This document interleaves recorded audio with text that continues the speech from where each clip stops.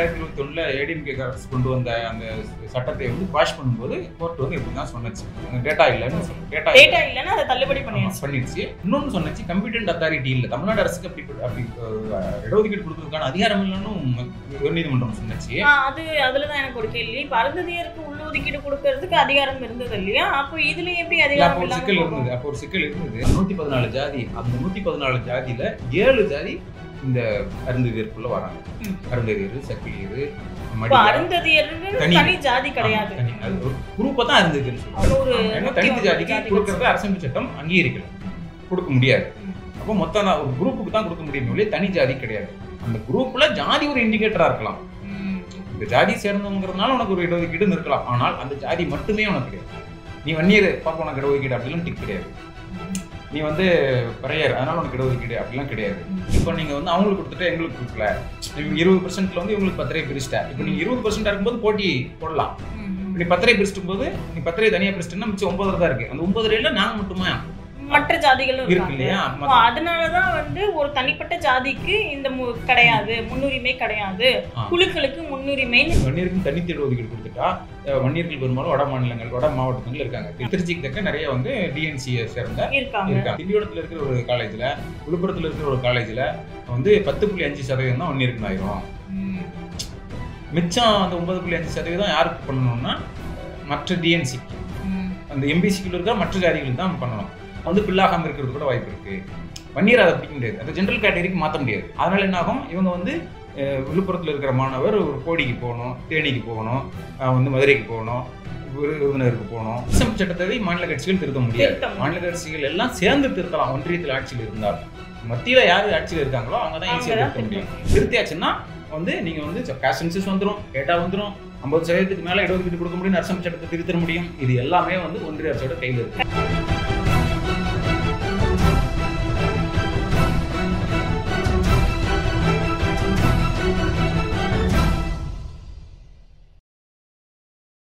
பேரொளி பார்வையாளர்களுக்கு வணக்கம். வணக்கம். நடந்து முடிந்த சட்டமன்ற கூட்டத்தொடரில் வன்னிய உள் ஒதுக்கீடு வந்து ஒரு பேசு பொருளாக ஆச்சு. பாமக சார்பில் வந்து அன்புமணி ராமதாஸாக இருக்கட்டும், இல்லை ராமதாஸாக இருக்கட்டும், வன்னியருக்கான அந்த 10% உள் ஒதுக்கீடு வந்து திமுக அரசு தரமாட்டேங்குது, திமுக அரசு வந்து சமூக நீதினு பேசுகிறாங்க, அது பேசுகிறாங்க, இது பேசுகிறாங்க, ஆனால் வன்னியருக்கான உள் ஒதுக்கீடுக்கு தடையாக இருக்காங்க எப்படிலாம் சொல்லியிருக்காங்க. இதை வன்னியருக்கான உள் ஒதுக்கீடுனா என்ன, முதல்ல ஒதுக்கீடுனா என்ன, அதில் உள் ஒதுக்கீடுனா என்ன, இதை எப்படி நம்ம பார்க்கறது அல்லது எப்படி நம்ம புரிஞ்சுக்கிறது? இதை வந்து நம்ம முதல்ல சின்ன வரலாறு மட்டும் முதல்ல போய் பார்த்துருக்கோம். இந்த இடஒதுக்கீடுங்கிறது அது ஒரு சட்ட ரீதியான கான்செப்ட். அந்த சட்ட ரீதியான கான்செப்ட் எதற்கு வருதுன்னா, சமூகத்தில் இருக்கிற ஒரு இம்பேலன்ஸ், சமூகத்தில் இருக்கிற ஒரு இம்பேலன்ஸை சரி செய்வதற்கான சட்ட வடிவம் தான் இடஒதுக்கீடு. இம்பேலன்ஸ்னா ஜாதி ரீதியான இம்பேலன்ஸ் சொல்றீங்களா, இல்ல எந்த மாதிரியான? ஜாதி ரீதியான இம்பேலன்ஸ் தான். இப்போ ஜாதி ரீதியா, இப்போ சிலர் ஜாதியா இந்த குறிப்பிட்ட ஜாதியில பிறக்கிறதுனால அவங்களுக்கு படிக்கிறதுக்கு வாய்ப்பு இல்லை, அவங்களுக்கு வந்து வேலை வாய்ப்புல இடம் இல்லை, இப்படி எல்லாம் ஒரு இம்பேலன்ஸ் இந்த சமூகத்துல ஏற்றத்தாழ்வு இருந்ததுனால அந்த ஏற்றத்தாழ்வை சரி செய்வதற்கான சட்ட வடிவம் தான் இடஒதுக்கீடு.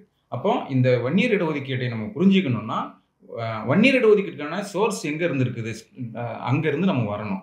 வன்னியர் இடஒதுக்கீடு வன்னியர் வந்து இன்னைக்கு தமிழ்நாட்டில் எம்பிசிங்கிற கேட்டகரிக்குள்ள வராங்க, மோஸ்ட் பேக்வர்ட் கிளாஸ். அந்த மோஸ்ட் பேக்வர்ட் கிளாஸுக்குள்ள வன்னியர் ஜாதிக்கு மட்டும் தனித்த இடஒதுக்கீடுன்னு ஒன்று கேட்குறாங்க. இப்போ ஒன்றிய அரசு வேலை வாய்ப்புகளையும் கல்வியிலையும் இந்த எம்பிசி வன்னியர் வந்து ஓபிசிங்கிற கேட்டகரிக்குள்ள வராங்க, அதர் பேக்வர்ட் கிளாஸ் கேட்டகரிக்குள்ள. அதாவது சென்ட்ரல்னா, அதாவது மத்திய அரசுன்னு வந்துட்டு அவங்க வந்து ஓபிசியில் வந்துருவாங்க. ஸோ அப்போ நாடு முழுக்க வந்து எம்பிசின்னு ஒன்று இல்லை, நாடு முழுக்கும் எம்பிசின்னு இல்லை, தமிழ்நாட்டுக்கு மட்டும் எம்பிசி. அது எப்படி தமிழ்நாட்டுக்கு மட்டும் எம்பிசி வர முடியும்? அதுக்கு அதிகாரம் அரசமைப்பு சட்டத்தில் அதற்கான அதிகாரங்கள் இருக்கு. இப்போ நீங்க வந்து அரசமைப்பு சட்டத்தில் மத்திய அரசுக்கான இது யூனியன் கவர்மெண்ட்டுக்கு அதிகாரத்துக்கு உட்பட்ட இருக்கிற இன்ஸ்டிடியூஷன்ஸ் இருக்கு, அதுக்குரிய வேலைவாய்ப்பு இருக்கு, மத்திய அரசுடைய வேலைவாய்ப்பு இருக்கு. அவங்க அந்த தொடர்பான சட்டங்களை வந்து மத்திய அரசு ஒன்றிய அரசு நியமிக்கும், அந்த சட்டங்களை இயற்றும். அந்த சட்டத்தின் கீழே அவங்க வந்து யாரை எப்படி கிளாசிஃபை பண்றது அப்படிங்கிற வேலை வந்து ஒன்றிய அரசுக்குடைய அதிகாரத்துக்கு உட்பட்டது. மாநில அரசுக்கு உட்பட்ட கல்வி நிறுவனங்கள், மாநில அரசுக்கு உட்பட்ட வேலை, இதுல யாருக்கு இடஒதுக்கீடு கொடுப்பது, அவர்களை எப்படி அழைப்பது அப்படிங்கிற கிளாசிஃபை பண்ணி அவங்களுக்கான சட்டம் இயற்றக்கூடிய அதிகாரம் வந்து மாநில அரசுக்கு உட்பட்டது. அப்போ மாநில அரசு, தமிழ்நாடு மாநில அரசு இங்கே வந்து பல கேட்டகரிகளை உருவாக்கியிருக்கு. அதில் MBC most backward class category கீழே வன்னியர்களை வச்சுருக்காங்க. ஒன்றிய அரசு அதர் பேக்வர்ட் கிளாஸ் ஓபிசி. இந்த எம்பிசி மோஸ்ட் பேக்வர்ட் கிளாஸ்ங்கிறத வன்னியரை மட்டும் வச்சிருக்காங்களா இல்லை வேற கேஸ்டையும் வச்சிருக்காங்களா? 115 கேஸ்ட் இருக்கு. நான் இதுக்கு முன்னாடி கொஞ்சம் வரலாற்று மட்டும் எப்படி இந்த எம்பிசி அல்லது ஓபிசி அந்த ஃபார்ம் எப்படி வந்துச்சுன்னு பார்த்துருவோம். அது பார்க்கும்போது நீங்கள் எஸ்சி எஸ்டி இது இடஒதுக்கீடு சார்ந்து 4 விதமான இடஒதுக்கீடு இருக்குது. ஒன்று எஸ்டி, ரெண்டாவது எஸ்சி, மூன்றாவது ஓபிசி, நான்காவது இடபிள்யூஎஸ். இந்த 4 இடஒதுக்கீடும் இந்திய அரசமைப்பு சட்டத்தால் அங்கீகரிக்கப்பட்டு இந்திய நீதிமன்றங்களால் ஏற்றுக்கொள்ளப்பட்டது. இதை செயல்படுத்துவதற்கான சட்டங்களை ஒன்றிய அரசோ அல்லது அந்தந்த சம்பந்தப்பட்ட மாநில அரசுகளோ இயற்றலாம். இதற்கு தடையில்லை. இந்த 4 வகையான இடஒதுக்கீடு தான். அதில் நம்ம எஸ்சின்னு பார்க்கும்போது அதை எப்படி அடையாளப்படுத்துகிறாங்க, யாரெல்லாம் எஸ்சி, அவங்களை எப்படி கண்டுபிடிக்கிறாங்கன்னா 1931 மக்கள் தொகை கணக்கெடுப்புக்கு போகணும். அந்த மக்கள் தொகை கணக்கெடுப்பில் தான் ஷெட்யூல்டு காஸ்ட் அப்படிங்கிற ஒரு பட்டியலை உருவாக்குறாங்க. யாருன்னா யாரெல்லாம் தீண்டாமைக்கு உட்படுத்தப்பட்டாங்களோ. இப்போ நீங்கள் ஒரு ஜாதி இருக்குது, அந்த ஜாதியுடைய வீட்டுடைய அந்த ஜாதியில் நடக்கிற திருமணங்களை ஒரு அப்பர் காஸ்ட் பிராமின் வந்து அட்டன் பண்ண மாட்டாருன்னா அவருக்கு தீண்டாமை இருக்குன்னு அர்த்தம். பிராமின் எந்த வீட்டுக்கு போகலையோ அந்த வீடுகள்ல தீண்டாமை, அது ஒரு இண்டிகேட்டர் தான். அது மாதிரி நிறைய அளவுகோல் இருக்கு. இப்போ அந்த கேள்வியெல்லாம் கேட்குறது, அந்த கேள்வியை ஃபார்ம் பண்ணிக்கிட்டு அந்த கேள்விக்கு யாரெல்லாம் பாஸ் டிக் பண்றாங்க, அந்த டிக் பண்ற ஜாதிகள் குழுக்கள் அந்த ஜாதின்னு சொல்லலாம். அவங்க கேட்டிருக்க ஒரு 5 क्वेश्चंस இருக்குன்னா 5 क्वेश्चंஸ்க்கு யாரெல்லாம் டிக் பண்றாங்களோ அவங்க வந்து ஷெட்யூல்ட் காஸ்ட் அப்படின்னு ஒரு ஷெட்யூல் காஸ்ட்னு ஒரு பட்டியல் உருவாக்கிட்டாங்க. அதைத்தான் வந்து நம்ம ஷெட்யூல்டு காஸ்ட் பட்டியல்னா ஜாதிகள், பட்டியல் சாதிகள் சொல்றோம். ஷெட்யூல் காஸ்ட் அப்படின்னு சொல்றோம். அவங்க வந்து பட்டியல்ங்கிற பேருக்கு வந்து காரணம் என்னன்னா இந்த மாதிரியான ஷெட்யூல்குள்ள இருக்கிறாங்கன்றதுனால தான் இப்படி தான் வந்து ஷெட்யூல்டு காஸ்ட் உருவாகிச்சு. இந்த ஷெட்யூல்டு காஸ்ட் உருவாகி அது வந்து அந்த அப்படியே நிலை பெற்று இருக்கா, அப்படியே நிலையா இருக்கான்னா கிடையாது. அந்த ஷெட்யூல் காஸ்ட் கமிஷன் அதுக்கும் அரசமைப்பு சட்டத்தில் யாரெல்லாம் ஷெட்யூல் காஸ்ட்னு ஐடென்டிஃபை பண்ணணும். ஒன்று புதுசாக யாரெல்லாம் ஷெட்யூல் காஸ்ட்டு 1931 ஒரு பட்டியல் தயாரிச்சிருந்தாலும் அதற்கப்புறம் அந்த பட்டியல் மாறி இருக்கு. அந்த மாற்றத்துக்கான அதிகாரம் நாடாளுமன்றத்துக்கு இருக்கு. அப்போ ஒவ்வொரு மக்கள் தொகை கணக்கெடுக்கும் போதும் ஷெட்யூல்டு காஸ்டுடைய மக்கள் தொகை தெளிவாக தெரிஞ்சிடும். அது என்ன நம்ம மக்கள் தொகையிலேயே ஷெட்யூல்டு காஸ்ட் நம்ம பண்ணுறோம். அப்போ அந்த மக்கள் தொகை கணக்கெடுப்பு அதுக்கப்புறம் அதற்குன்னே போடக்கூடிய கமிஷன்ஸு இதெல்லாம் வச்சு ஒவ்வொரு காலப்போக்கில் ஷெட்யூல்டு காஸ்ட் எந்தெந்த ஜாதியை அந்த பட்டியலிருந்து நீக்கிறது அல்லது புதிய ஜாதிகளை பட்டியலில் சேர்க்கறது இது தொடர்ந்து நடந்துகிட்டு இருக்கு. இந்த ஷெட்யூல்டு காஸ்ட் இருக்கிற ஜாதிகளுக்கு மக்கள் தொகை அடிப்படையில் இடஒதுக்கீடு உண்டு. அப்படித்தான் தமிழ்நாட்டில் 18% ஷெட்யூல்டு காஸ்ட்டுக்கு. அதுல வந்து கரெக்டா நீங்க 114 ஜாதிகள் இருக்கு தமிழ்நாட்டில். ஷெட்யூல்டு காஸ்ட் மட்டுமே 114 ஜாதிகள் இருக்கு. ஒன்றிய அரசுல வேற இருக்கு, அது வேற நம்பர்ஸ் இருக்கு. ஒன்றிய அரசுலயும் ஷெட்யூல்டு காஸ்ட் இருக்கு. அது வந்து இந்தியா முழுக்க இருக்கிறது அதிகமா இருக்கும். அங்க வந்து 15% இடஒதுக்கீடு இருக்கு ஷெட்யூல்டு காஸ்ட். தமிழ்நாட்டுக்குள்ள 18% இடஒதுக்கீடு இருக்கு. தமிழ்நாட்டில் இருக்கிற வேலை வாய்ப்புக்கும் தமிழ்நாட்டில் இருக்கிற கல்வி நிறுவனங்களுக்கு இருக்கு. இதே மாதிரி ஷெட்யூல் ட்ரைப் அடுத்த கட்டம். ஷெட்யூல் ட்ரைப் வந்து எப்படின்னா அவங்க வந்து மலைப்பகுதிகளில் இருக்கிறவங்க, பழங்குடியின மக்கள், அவங்களுடைய பண்பாடு வந்து பெரும்பான்மை பண்பாட்டிலிருந்து விலகி இருக்கிறது, ரொம்ப மைய நீரோட்டத்திலிருந்து இப்ப விலகி இருக்கிறது. இப்ப நம்ம நிலம் சார்ந்து இல்லாம அவங்க மலை சார்ந்து இருக்கிறது, வாழ்வியலும் வந்து மலையோட இருக்கிறது இருக்கு. அவங்க பண்பாடு வந்து ஒரு தனித்த பண்பாடா இருக்கும். அவங்க வந்து தேசிய நீரோட்டத்துல கலக்காம இருப்பாங்க. அவங்க ரொம்ப கேபிட்டல்ல இருந்து நிறைய தள்ளி இருப்பாங்க, கனெக்டிவிட்டியே இல்லாம இருப்பாங்க. அப்போ அவங்களுக்கு இப்படி அந்த கமிஷன் வந்து அதுவும் 1931 அந்த மக்கள் தொகை கணக்கெடுப்பு தான் இப்படி சில கேள்விகளை டிக் வச்சிருக்குது. அந்த கேள்வி பாஸ் பண்ணா அவங்க ஷெட்யூல் ட்ரைப். அந்த ஷெட்யூல் ட்ரைப் பட்டியல் அதுவும் ஷெட்யூல் ட்ரைப் தான்.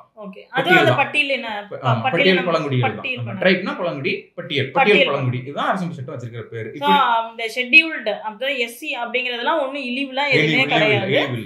ஏதோ அந்த கேள்விகள் ஒரு பட்டியல் வந்து அரசு உருவாக்கி அந்த கேள்விகளை கேட்டிருக்கா. அந்த கேள்விகளுக்கு யாரெல்லாம் வந்திருக்காங்களோ தகுதி பெற்றிருக்காங்களோ அவங்க தான் வந்து ஷெட்யூல்டு காஸ்ட்.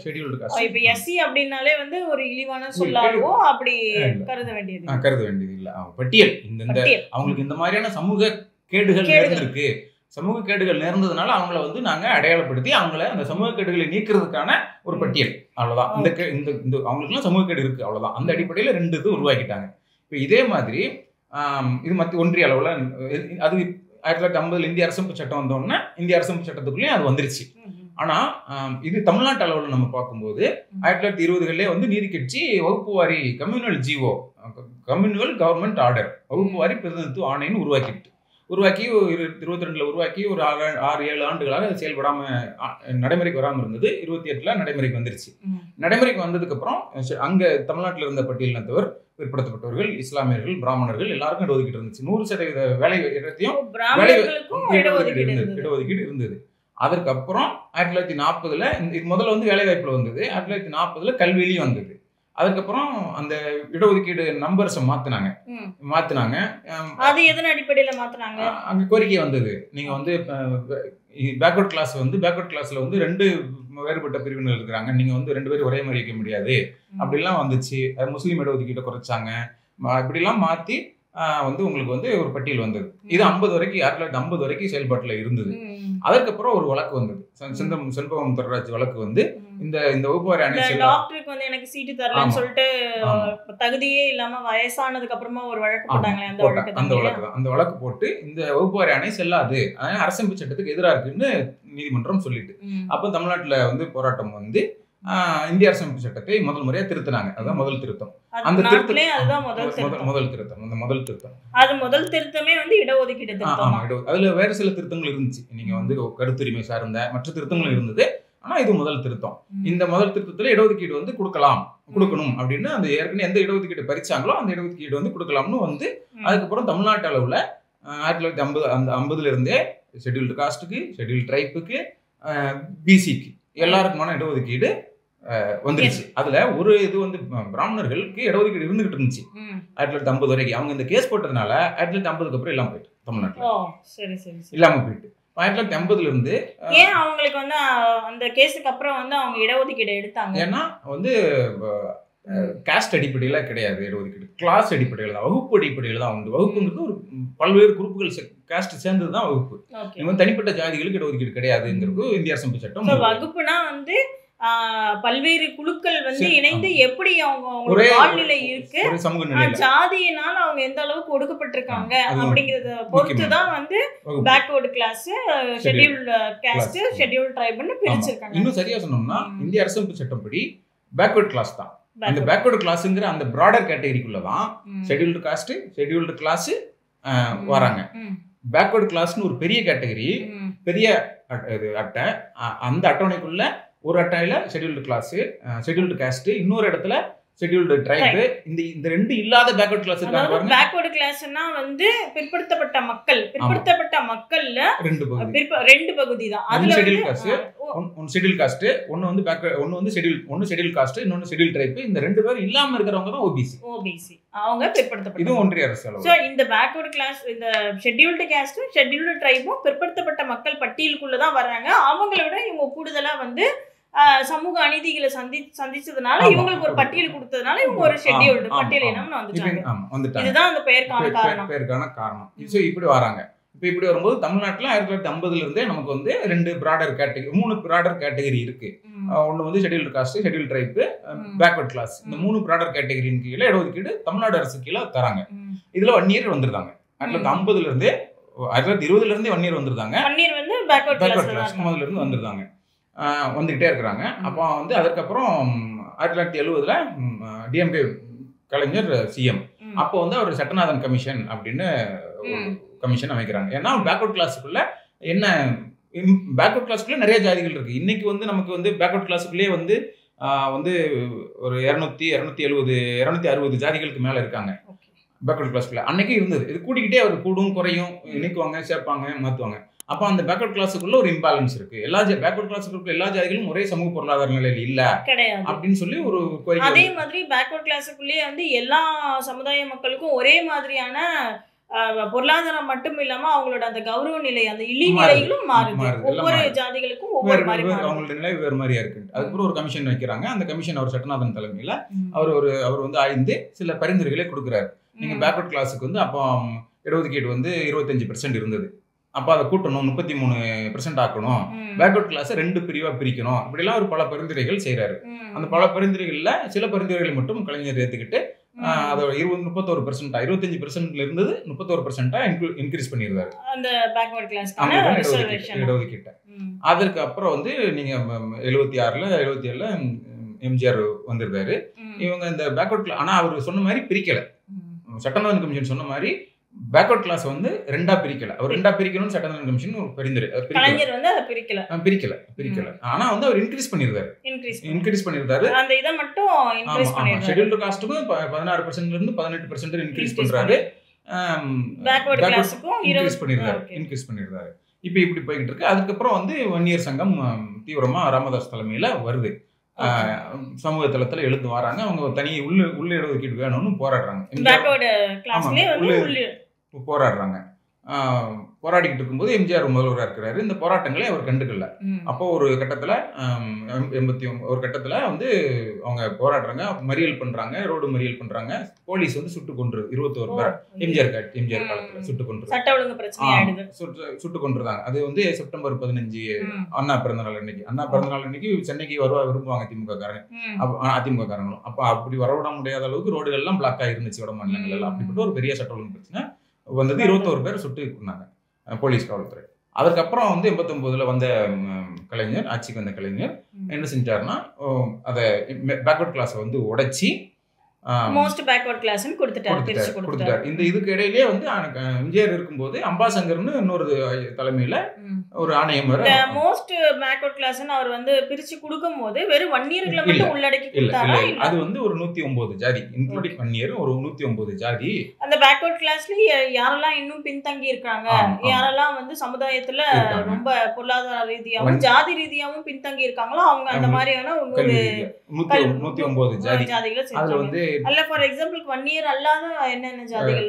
கல்லரு, மறவரு, நாவிதரு, வண்ணாறு, இப்படி ஒரு 109 ஜாதி.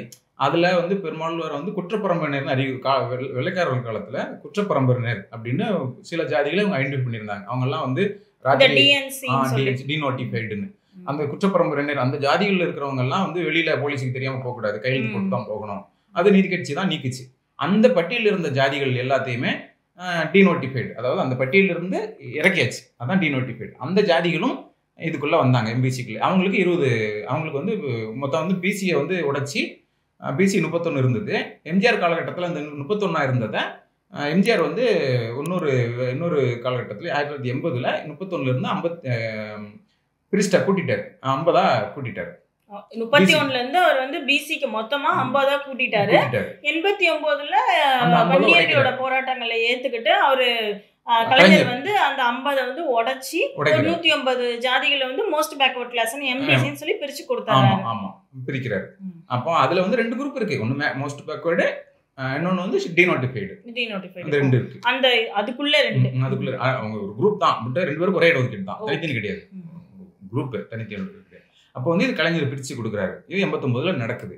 அப்போ வந்து அவரு இன்னும் அதுக்கப்புறம் ஷெட்யூல்டு காஸ்ட்டுக்கு அப்போ 18% இருந்தது, அதையும் உடைக்கிறாரு. அப்போ ஷெட்யூல்டு ட்ரைப்னு தனியா கிடையாது தமிழ்நாட்டுல. நீங்க சொன்ன மாதிரி ஷெட்யூல்டு காஸ்ட் வந்து மொத்தம் அவங்களும் கிட்டத்தட்ட 100 ஜாதிகள் கிட்ட இருக்காங்க. ஆமா, அவங்க ஷெட்யூல்டு காஸ்ட் வந்து 114 ஜாதி இருக்கு. இப்போ அது பட்டியல் மாறிட்டே இருக்கு. இப்போ 114 இருக்கு. அவங்களுக்கு வந்து அதுல ஷெட்யூல்டு ட்ரைப்பும் இருந்தாங்க. ஷெட்யூல்டு காஸ்ட் ஷெட்யூல்டு ட்ரைப் இருந்தாங்க. அத பிரிச்சிட்டாரு கலைஞர். பிரிச்சு ஷெட்யூல்டு ட்ரைப் 1%, ஷெட்யூல்டு காஸ்ட் 18%. இது அவருடைய அந்த 89 to 91 அந்த ஆட்சியில நடக்குது. ஆனா வன்னியர்களுக்கு இப்போ வரைக்கும் தனி இடஒதுக்கீடு கிடையாது. அவங்க வந்து எம்பிசிக்குள்ள இருக்காங்க. 50% இருந்தது இல்லையா பிசிக்குன்னு, அந்த 50%ல 30% பிசிக்கு, மிச்ச 20% இந்த வன்னியர் உட்பட கல்லரு, பிறன்மனை கல்லரு, வண்ணார், நாவிதார் இவங்க எல்லாம் உட்பட அந்த ஜாதிகளுக்கு 20%. அப்ப 2 தான் பிரிச்சாச்சு. இப்படி பிரிச்சாச்சா. அதுக்கப்புறம் 2006ல இந்த 30% பேக்வர்ட் கிளாஸுக்கு இருந்த 30%லயும் கலைஞர் வந்து ஒரு 3.5% முஸ்லீம்கள். அவங்க முஸ்லீம்கள் ஒரு 7 பிரிவினர் வந்து அன்சாரி, லப்பை, அந்த மாதிரி ஒரு 7 பிரிவு. இந்த பிரிவுகளுக்கெல்லாம் சையத்து, இந்த மாதிரி ஒரு 7 பிரிவுகளுக்கு ஒரு 3.5% வந்துருது. இது வந்து அந்த பேக்வர்ட் கிளாஸ்ல இருந்து எடுக்கறாங்க. ஆமா, பேக்வர்ட் 30%ல இருந்து. இப்போ இஸ்லாமியர்களுக்கு கொடுத்த மாதிரி கிறிஸ்தவர்களுக்கு ஏதாவது கொடுத்தாங்க. கிறிஸ்தவர்கள் வேண்டாம், கலைஞர் கொடுத்தாரு. கிறிஸ்தவர்கள் வேண்டான்ட்டாங்க. அதனால திருப்பி வந்து அவங்கள வந்து பிசில சேர்த்துட்டாங்க. கிறிஸ்தவர்கள் தனியா கொடுத்தாங்க. கிறிஸ்தவர்களுக்கு தனியா கொடுத்தாங்க. அது கிறிஸ்தவர்கள் வேண்டாம்னு சொன்னாங்க. கிறிஸ்தவர்களோட இடஒதுக்கீடு எப்படி பிசில வரும்? நிறைய பேருக்கு பிசில வரும். ஓகே, கிறிஸ்தவர்களா வந்து எந்த ஜாதியில இருக்காங்களோ அந்த ஜாதி வந்து பிசில. ஆமா பிசில வரும். வந்து இல்ல ஒட்டுமொத்த ஜாதி பிசில தான் வருமா? பிசில வரும். கன்வர்ட் ஆனா பிசி. பிசி சிலர் இப்போ பெரும்பாலும் இந்த தலித் மக்கள் எல்லாருமே வந்து கிறிஸ்துவர்களா கன்வெர்ட் ஆகுறாங்களே, அவங்க வந்து தலித்துகளா இருப்பாங்களா இல்ல பிசியா இருப்பாங்க. அதெல்லாம் அது வேற கோரிக்கைகள். அதுலயும் வந்து அவங்கள வந்து தலித்தா கருதணும் அப்படின்லாம் வருது. பௌத்த தலித்து அப்படிலாம் கன்வெர்ட் பண்ணணும் கோரிக்கைகள் இருக்கு. ஆனா அவங்க கன்வெர்ட் ஆயிட்டாங்கன்னா பிசி வருவாங்க. இப்ப அந்த மாதிரி பிரிச்சு நடந்திருக்குது.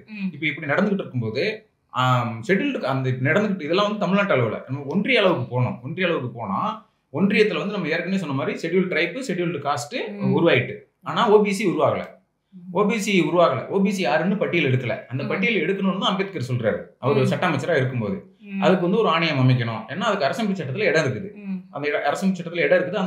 அந்த அதிகாரத்தை பயன்படுத்தி அந்த அரசமைப்பு சட்டத்துல அதுக்கான கூறுகள் இருக்குது. அதை பயன்படுத்தி உடனடியாக அந்த கமிஷன் அமைச்சு அந்த கமிஷன் அடிப்படையில நீங்க வந்து ஓபிசிக்கு இடஒதுக்கீடு கொடுங்கன்னு கேட்கிறாரு. அந்த வேலையை செய்ய சொல்றாரு அவர் சட்ட அமைச்சர். பட் ஆனா வந்து அந்த கமிஷனை வந்து நேரு அரசு உடனடியாக செய்யாதனால அவர் பதவி விலகிறாரு. அதெல்லாம் ஒரு காரணமா சொல்லி அவர் இறந்ததுக்கு அப்புறம் 2 வருஷம் கழிச்சு 19 மாசம் கழிச்சு நேரு வந்து ஒரு கமிட்டி அமைக்கிறாரு கலைஞர் தலைமையில. அந்த கமிட்டி வந்து ஆய்வு பண்ணி ஒரு 2399 ஜாதிகளை வந்து அதர் பேக்வர்ட் கிளாஸ்ன்னு சொல்லி சில பரிந்துரைகளை அந்த கமிஷன் சொல்லுது. அதை நேரு அரசு ஏற்றுக்கல. அப்போ அப்படியே போயிடுச்சு. அதுக்கப்புறம் இந்திரா காந்தி லால் பகதூர் வராங்க. அப்போ இந்த கோரிக்கை ஓபிசி கண்டுபிடிக்கிட்டு வரல. அதுக்கப்புறம் 1979 மொரார்ஜி தேசாய் காலகட்டத்தில் மண்டல்ங்கிற ஒரு தலைமையில் ஒரு commission second backward class commission. அந்த பேக்வர்ட் கிளாஸ் கமிஷன் தான் ஆய்வு பண்ணி அவங்க வந்து ஒரு 11 கொஸ்டின் ஃப்ரேம் பண்றாங்க. ஒவ்வொன்றுக்கும் மார்க் வைக்கிறாங்க. இந்த கொஸ்டினுக்கு மார்க் போட ஆரம்பிக்கிறாங்க. இப்போ வந்து இவங்க இந்த ஜாதிகளுடைய கல்வி நிலை எங்க இருக்குது, இந்த ஜாதிகள் வந்து அதுல எப்படி முதல்ல வந்து ஷெட்யூல்ட் காஸ்ட்க்கு வந்து ஒரு பட்டியலை கொடுத்து டிக் பண்ணாங்களோ அதே மாதிரி பேக்வர்ட் கிளாஸ் மக்களுக்கும் ஒரு கிரைட்டீரியா வைக்கிறாங்க. ஓபிசி வைக்கிறாங்க. கிரைட்டீரியா வச்சு 11 மார்க் மேல இருக்கணும். 11 மார்க் மேல இருக்கவங்க எல்லாமே ஓபிசில வந்துருவாங்கன்னு அப்படி வந்து அவரு பட்டியல் போட்டு இப்ப அந்த மண்டல் கமிஷன் வரதுக்கு முன்னாடி ஓபிசிக்கு வந்து ரிசர்வேஷன் மத்திய அளவுல கிடையாது. ஆனா மாநிலங்களவையில தமிழ்நாட்டுல இருந்தது. இப்போ மத்திய அளவுல கிடையலனாலும் இப்ப ஸ்டேட்ல எல்லாம் வந்து மண்டல் கமிஷனுக்கு முன்னாடி தமிழ்நாட்டுல இருந்த மாதிரி மற்ற மாநிலங்கள்ல இருந்துச்சு. சில மாநிலங்கள் இருந்தது. கர்நாடகால இருந்தது. மற்ற மாநிலங்கள்லாம் இருந்தது. இல்ல இந்த மண்டல் கமிஷன் வந்ததுக்கு அப்புறமா அந்த யாரெல்லாம் வந்து அந்த கேள்விகளுக்கு வந்து கரெக்டா இருக்காங்களோ 11 மார்க் எடுக்கிறாங்களோ அவங்க எல்லாம் ஓபிசியா கருதப்பட்டு ஓபிசி பட்டியல்ல சேர்த்துறாங்க. முதல்ல வந்து அது 1990ல வந்து வேலை வாய்ப்புல மட்டும் வந்தது. அதுக்கப்புறம் 2006ல கல்வியிலயும் வந்துருச்சு. அவங்களுக்கு ஒரு ஓபிசி மக்களுக்கு வந்து 2006ல தான் மத்திய அளவுல கல்வியில ரிசர்வேஷன் இருந்தது. ஆனா மாநிலங்களை பொறுத்தவரைக்கும் தமிழ்நாட்டுல ஆரம்பத்திலே இருக்கு. செண்பகர் துரைராஜன் வழக்குக்கு முன்னாடில இருந்தே 28ல இருந்தே இருக்கு. அதுக்கெல்லாம் காரணம் வந்து இங்க இருக்கிற நீதி கட்சி தான். இங்க இருந்த நீதி கட்சி அமைப்பு அப்படி வந்தது. இப்படி போய்கிட்டு இருக்கும்போது இதுதான் வந்து ஸ்ட்ரக்சர். இப்படிதான் வந்து ஒரு காஸ்டை வந்து ஒரு காஸ்டுக்கு எப்படி இடஒதுக்கீடு கொடுப்பாங்கன்னா அவங்க பல கொஸ்டின்ஸுக்கு ஆன்சர் பண்ணணும். நீ இந்த பொருளாதார உன்னுடைய கல்வி நிலை எப்படி இருக்கு, பெண்கள் நிலை எப்படி இருக்குது, இதுக்கெல்லாம் ஒரு கமிட்டி உருவாக்கி அந்த கமிட்டி நாடு முழுக்க வந்து வேலை செஞ்சு ரிசர்ச் பண்ணி என்னென்ன காஸ்ட் என்னென்ன மாதிரி ஒடுக்குமுறைகளை சந்திக்கிறாங்க சமுதாயத்துல, கல்வியில எப்படி பின்தங்கி இருக்காங்க, பொருளாதாரத்துல எப்படி பின்தங்கி இருக்காங்க, இன்னொரு ஜாதிக்கும் எப்படியான இழிவுகள் நடக்குது, இதை எல்லாமே கருத்தில் கொண்டுதான் கொண்டு வந்திருக்காங்க இருக்கு. இப்போ இதெல்லாம் இல்லைன்னா, இப்படிப்பட்ட டேட்டா இல்லைன்னா உச்சநீதிமன்றம் வந்து ஏத்துக்கிடாது. இப்போ இப்படி டேட்டா பண்ணி நம்ம மண்டல் கமிஷனுக்கு அப்புறம் ஓபிசிக்கு வந்து மேலேயும் வந்துருச்சு. 2006ல கல்வியிலயும் வந்துருச்சு. ஆனா மண்டல் கமிஷனை எதிர்த்து நிறைய ஜாதிகள் வந்து போராட்டங்கள்லாம் பண்ணாங்க. உயர் ஜாதிகள் பண்ணாங்க. இந்த பிசியில இருக்கிற பல ஜாதிகளையும் இப்ப இன்னைக்கு இருக்கிற பல ஜாதிகள் நாங்க வந்து பேக்வர்ட் கிளாஸ் கிடையாது, நாங்க உயர் ஜாதிகள், நாங்க சத்திரியர்கள், எங்களுக்கு இடஒதுக்கீடு வேண்டாம் அப்படிலாம் சொன்னாங்க. அந்த 90கள் அப்படி சொன்ன பல ஜாதிகள் இப்போ போராடிட்டு இருக்காங்க, எங்களை வந்து பிசியா சேருங்க. அதுல ஒண்ணு வந்து அது மட்டும் இல்ல, இப்ப காலமும் மாறி போய் உயர் ஜாதின்னு சொல்லப்படுற ஜாதிகளுக்கு இப்ப வந்து சட்ட திருத்தத்தை கொண்டு வந்து எந்தவித போராட்டமே இல்லாம அது ஒரு இடபிள்யூஎஸ்ங்கிறது என்னன்னா அது முக்கியமானது. அது வந்து இப்ப நான் ஏற்கனவே இண்டிகேட்டர் சொன்னேன் இல்லையா, இப்படி எல்லாம் கொஸ்டின் அந்த கொஸ்டின் டிக் பண்ணணும், அது எதுவுமே கிடையாது. அதுதான் எந்த இண்டிகேட்டர்ஸுமே இல்லாம எந்த ஒரு கமிட்டியுமே ஃபார்ம் பண்ணாம இந்த யாரெல்லாம் எஸ்சில இல்லையோ, யாரெல்லாம் ஓபிசில இல்லையோ, யாரெல்லாம் எஸ்டில இல்லையோ அவங்க எல்லாம் வந்து உயர் ஜாதி. இன்னொன்னு யாரெல்லாம் கிறிஸ்துவர்கள் இல்லையோ, யாரெல்லாம் இஸ்லாமியர்கள் இல்லையோ அப்படி சொல்ல முடியாது. அவங்க அப்படி சொல்லல. இது மட்டும் தான் அவங்க சொல்லிருக்காங்க. மத அடிப்படையில வந்து கிடையாது. மத அடிப்படையில இந்த அரசமைப்பு சட்டத்துல இல்ல. இஸ்லாமியர்களுக்கு இடஒதுக்கீடு இருக்கு, கிறிஸ்தவர்களுக்கு இடஒதுக்கீடு இருக்கு. ஆனா அவங்க கிறிஸ்தவர்களால கொடுக்கப்படல. இஸ்லாமியர்களுக்கு இடஒதுக்கீடு இருக்கு, ஆனா அவங்க இஸ்லாமியர்கள் அப்படிங்கிறதுனால கொடுக்கப்பட்டது இல்ல. அவங்க வந்து சமூகத்தில் பின்தங்கி இருக்கிறாங்க. அவ்வளவுதான். சரி, இப்போ நம்ம தமிழ்நாட்டுக்கு வந்துருவோம். எம்பிசி அதாவது வன்னியர்களுக்கு வந்து உள்ஒதுக்கீடு இப்ப கேக்குறாங்க இல்லையா? நம்ம ஆல்ரெடி நீங்க சொன்ன மாதிரி 50% இருந்து பிரிச்சு நம்மளுக்கு வந்து கொடுத்துட்டாங்க. ரெண்டா நம்ம வந்து பிரிச்சுட்டோம். ஒன்னு வந்து பேக்வர்டு கிளாஸஸ், இன்னொன்று வந்து மோஸ்ட் பேக்வர்டு கிளாஸ். அப்படி இருக்கும்போது இப்போ வந்து பாமக தலைவர் ராமதாஸ் அவர்களும் அன்புமணி ராமதாஸும் இப்போ கேட்டுக்கிட்டு இருக்காங்க இல்லையா? இப்போ அவங்க கேட்கறது ஏன் கொடுக்காம இருக்காங்க? இது முக்கியமான கேள்வி. இப்போ வந்து ஏன் கொடுக்காம இருக்காங்கன்னா, கொடுக்காம இல்லை, அதை நம்ம வந்து சொல்லணும். முதல்ல வந்து இப்போ போன அதுக்கான பல கமிட்டிகள், ஜனார்த்தனம் கமிட்டி, அதுக்கப்புறம் தனியார் செல்வம் கமிட்டி, இப்படி பல கமிட்டிகளை அமைச்சிருக்காங்க. தமிழ்நாட்டிலையும் பேக்வர்ட் கிளாஸ் கமிஷன் இருக்கு. அவங்க வந்து ஆய்வு பண்றது தான் வேலை. ஜாதிகளுடைய பொருளாதார நிலை என்னன்னு ஆய்வு பண்றது தான் வேலை. அந்த கமிஷன் வந்து அரசமைப்பு சட்டப்படி வேலிடான இது. அவங்க வந்து இருப்பாங்க. நிரந்தரமான கமிட்டி, ஆட்கள் தான் மாறுவாங்களுடைய கமிட்டி நிரந்தரமானது. இவங்களுக்குலாம் இருக்கு. அப்போ வந்து யாரு பேக்வர்ட் கிளாஸ், இந்த பேக்வர்ட் கிளாஸ்ல இருந்து நீக்கிறது, இதுக்கெல்லாம் மாநில அரசுகளுக்கு அதிகாரம் இருக்கு. இடையில அது மாறிச்சு, பின்னாடி அது வந்துருச்சு. இப்போ நம்ம சொன்னோம் இல்லையா, 109 ஜாதி வந்து எம்பிசின்னு சொன்னோம் இல்லையா, அது இப்போ கரண்டா 115 இருக்கு, அதிகரிச்சிருக்கு. சோ ஒவ்வொரு முறையும் அவங்க கமிட்டி ஃபார்ம் பண்ணும்போது யார் பின்தங்கி இருக்காங்க அல்லது யார் முன்னேறி இருக்காங்க அப்படிங்கிற அடிப்படையில பட்டியல்கள் விட்டு போகிறது, சேர்க்கிறது, நீக்கிறது, இதெல்லாம் நடக்குது. இப்படி எல்லாம் நடந்துகிட்டு இருக்கும்போது இவங்க உள் இடஒதுக்கீடுங்கிற கோரிக்கையை அவங்க கைவிடவே இல்லை. குறிப்பா பாமக கைவிடல. எங்களுக்கு வேணும்னு கேட்டுட்டு இருக்காங்க. இப்போ நான் ஆரம்பத்துல சொன்னேன், சமூகத்துல ஏற்படுற பிரச்சனைகளுக்கான சட்ட வடிவ தீர்வு தான் இடஒதுக்கீடுன்னு. இப்போ ஆரம்பத்துல 1930களில் ஒரு தீண்டாமைன்னு ஒண்ணு இருந்துச்சு. பழங்குடியினர் வந்து மைய நீரோட்டத்துல இருந்து ரொம்ப விலகி இருந்தாங்க. ஓபிசி வந்து லேண்ட்லார்டா இருந்திருப்பான், படிப்பறிவு அவனுக்கு இல்ல, கல்வி வேலை வாய்ப்புல அவங்க இல்ல. இதெல்லாம் வந்து குவான்டிஃபை பண்ண முடிஞ்சிச்சு, இந்த டேட்டா வந்து வச்சு ப்ரூவ் பண்ண முடிஞ்சிச்சு. இப்போ சமூகத்துல இருக்கிற பிரச்சனையை வந்து அதை நீங்க சமூகத்துல இருக்கிற பிரச்சனை அரசியல் ரீதியான கோரிக்கையா மாறும். அவங்க அமைப்பாகி போராடுவாங்க. அந்த அரசியல் ரீதியான கோரிக்கை டேட்டாவா காமிக்கும் போது அரசுகளுக்கு வேற வழி இல்லாம அவங்க ஏத்துக்கிட்டு தான் இடஒதுக்கீடு வந்தது. இப்படி வன்னியர்கள் வந்து பின்தங்கி இருக்கிறாங்க அப்படின்னு தொடர்ந்து சொல்லித்தான் எம்பிசின்னு முதல்ல எம்பிசின்னு வாங்கிட்டாங்க. எம்பிசின்னு வாங்கும்போது தனித்த ஜாதிக்கு வாங்கல, ஒட்டுமொத்தமா ஒரு 100 தனித்த ஜாதிக்கு கொடுக்கறது அரசமைப்பு சட்டம் அங்கீகரிக்கல, கொடுக்க முடியாது.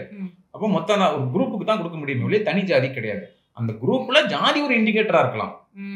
இந்த ஜாதி சேர்ந்தவங்கிறதுனால உனக்கு ஒரு இடஒதுக்கீடு இருக்கலாம். ஆனால் அந்த ஜாதி மட்டுமே உனக்கு கிடையாது.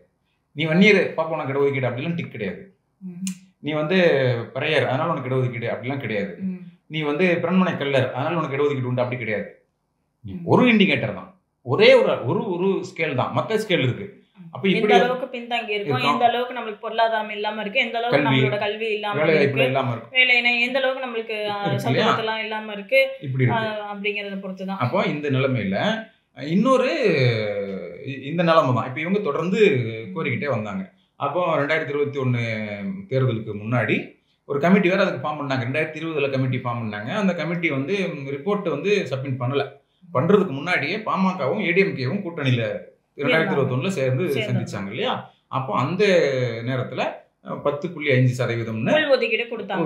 ஆனா இப்ப அந்த 10.9% 10.5% உள் ஒதுக்கீடு கொடுத்தத நீதிமன்றம் வந்து செல்லாதுன்னு சொல்லி அறிவிச்சிச்சு. எனக்கு ஒரு சந்தேகம், இப்ப பட்டியலினத்துல பாத்தீங்கன்னா அருந்ததியருக்கு கலைஞர் காலகட்டங்கள்ல ஒரு 3% உள் ஒதுக்கீடு கொடுத்தாங்க. 19% பட்டியலின மக்களுக்கான ஒதுக்கீட்டுல 3% கொடுத்தாங்க. அப்படி உள் ஒதுக்கீடு வந்து உள் ஒதுக்கீடு வந்து அருந்ததி மக்களுக்கு கொடுக்கும் போது வன்னிய மக்களுக்கு ஏன் கொடுக்க முடியாது? வன்னி மக்களுக்கு மட்டும், அருந்ததி மக்களுக்கு மட்டும், முஸ்லீம் மக்களும் 7 பிரிவு கொடுத்திருக்காங்க. இப்ப நம்ம அருந்ததியரையும் வன்னியரையும் கம்பேர் பண்ணி பார்த்துருவோம். இப்போ வந்து நான் எஸ்சி சொன்னேன் இல்லையா, 114 பேரு, அந்த 114 ஜாதி, அந்த 114 ஜாதியில 7 ஜாதி இந்த அருந்ததியருக்குள்ள வராங்க. அருந்ததியர், சக்கிலியர், தனி ஜாதி கிடையாது, ஒரு குரூப்பை தான் அருந்ததியர் சொல்லுவாங்க. அந்த 7 ஜாதி சக்கிலியர், அருந்ததியர், மடிகா அப்படின்னு ஒரு 7 ஜாதி, குடும்பன் அப்படின்னு ஒரு 7 ஜாதியை சேர்ந்ததை தான் அவங்க வந்து ஒரு பேருக்காக அருந்ததி நினைக்கிறாங்க. அவங்க அந்த குரூப் வந்து பின்தங்கி இருக்கு அப்படின்னு ஜனார்த்தனம் பட்டியலின மக்கள்ல அந்த குரூப் ரொம்ப பின்தங்கி இருக்கு, இந்த 7 ஜாதிகளும் பின்தங்கி இருக்காங்க அப்படிங்கிற அடிப்படையில டேட்டா வச்சு அது கொடுக்கும் போதும் வந்து பிரிஃபரன்ஷியல் ட்ரீட்மெண்ட் தான்.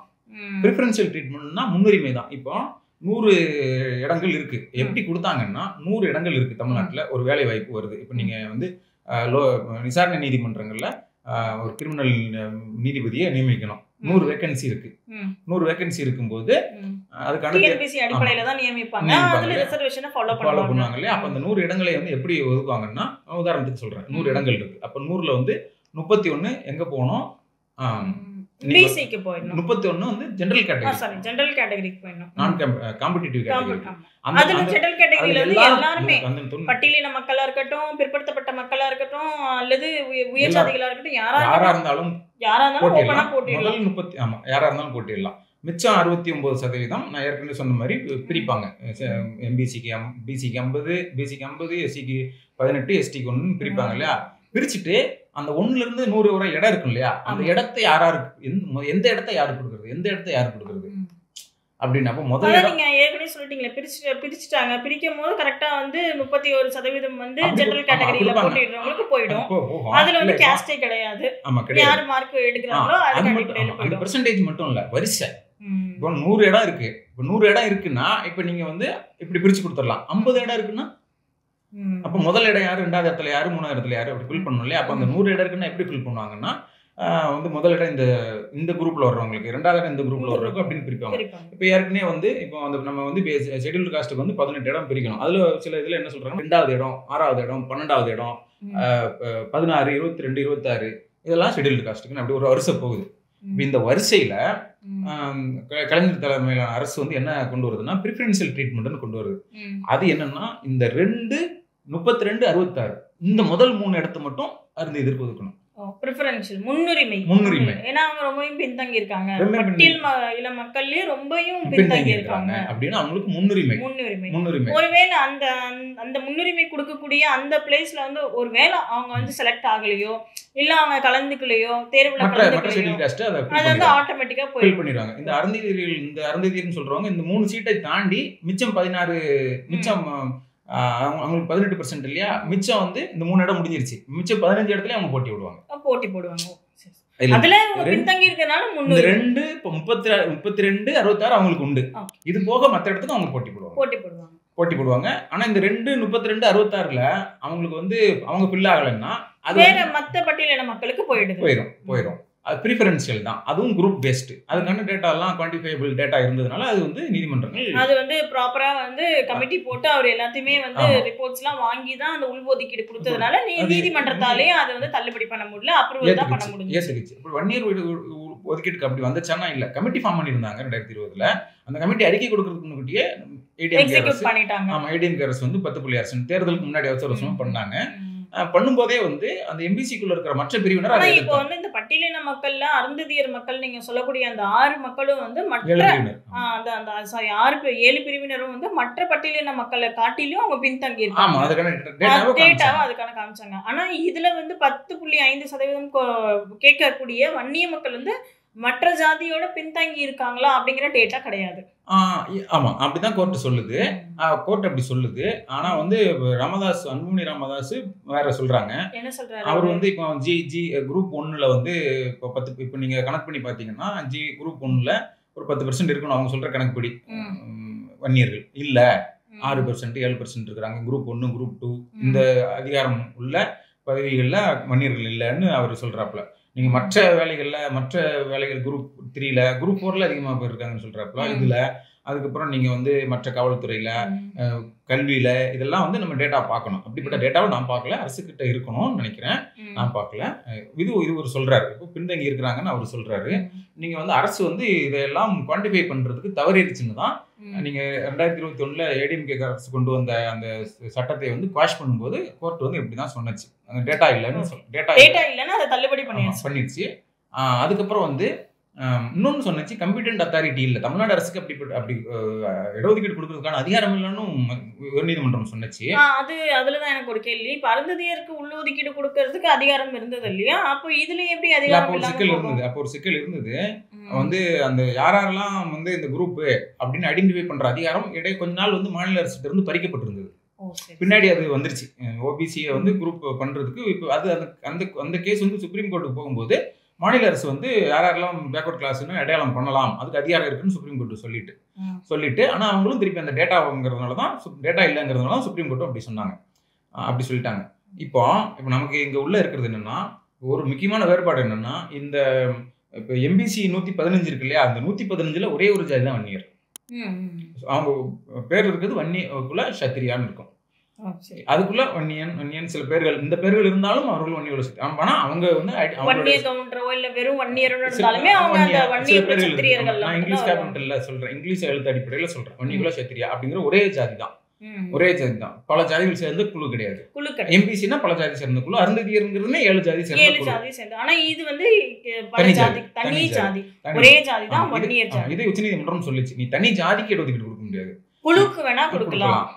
தனி ஜாதிக்கு இடஒதுக்கீடு கொடுக்க முடியாது, உனக்கு வந்து அதுக்கப்புறம் டேட்டா இல்லைன்னு சொல்லிட்டு. ஒரு குழுவா அவங்க பின்தங்கி இருக்காங்க அப்படிங்கும் போது அவங்களுக்கு வந்து முன்னுரிமை கொடுத்து அதுல உள்ஒதுக்கீடு கொடுக்கலாம், தனி ஜாதிக்கு வந்து கொடுக்க முடியாதுங்கிறது உச்சநீதிமன்ற ஸ்டாண்ட். உச்சநீதிமன்ற ஸ்டாண்ட் வந்து அவங்களா உருவாக்குனது இல்ல, அரசு சட்டம் உருவாக்குன ஸ்டாண்ட் தான். இதுதான் அங்க நிக்குது. இப்ப இந்த இடத்துல இருந்து தான் ராமதாஸ் வந்து அவர் என்ன பாமக என்ன கிளைம் பண்ணுதுன்னா, நீ ஜாதிவாரி கணக்கெடுப்பு எடு, ஜாதிவாரி கணக்கெடுப்பு எடுத்தால் என்னென்ன ஜாதி என்ன வன்னியர்கள் என்ன நிலைமையில இருக்கிறாங்கன்னு தெரிஞ்சிடும். இப்போ எஸ்சி எஸ்டிக்கான இடஒதுக்கீட்டை வந்து இப்போ ஜாதிவாரி கணக்கெடுப்பு எடுக்கிறது இந்த காலகட்டத்துக்கு ரொம்பவும் தேவை கூட, நம்மளும் அதை நம்ம சொல்றோம். ஆனா இப்போ ஜாதிவாரி கணக்கெடுப்பு எடுத்தாலுமே கூட வன்னியர் மக்கள் வந்து பெரும்பான்மையா இருந்தா பெரும்பான்மையா இவ்வளவு இருக்காங்கன்னு சொல்லிட போறாங்க, சிறுபான்மையா இருந்தா இவ்வளவு இருக்காங்கன்னு அவங்க கரெக்டான தகவல் கொடுத்துருவாங்க. அப்படி கொடுக்கும் போது அவங்க வந்து ஒரு குழுவா இருக்க மாட்டாங்களா, தனித்த ஜாதியா தானே இருப்பாங்க. அப்பயுமே உள்ஒதுக்கீடு அவங்களுக்கு வராது. அதான் இப்போ வந்து அதைத்தான் இப்போ அன்புமணி ராமதாஸ் அவங்க அதை தான் கேட்கறாங்க. நீங்க வந்து ஜாதிவாரி கணக்கெடுப்பு தமிழ்நாடு அரசு எடுக்கணுங்கிறாங்க, எடுத்து நீ வந்து இடஒதுக்கீடு கொடுங்கிறாங்க.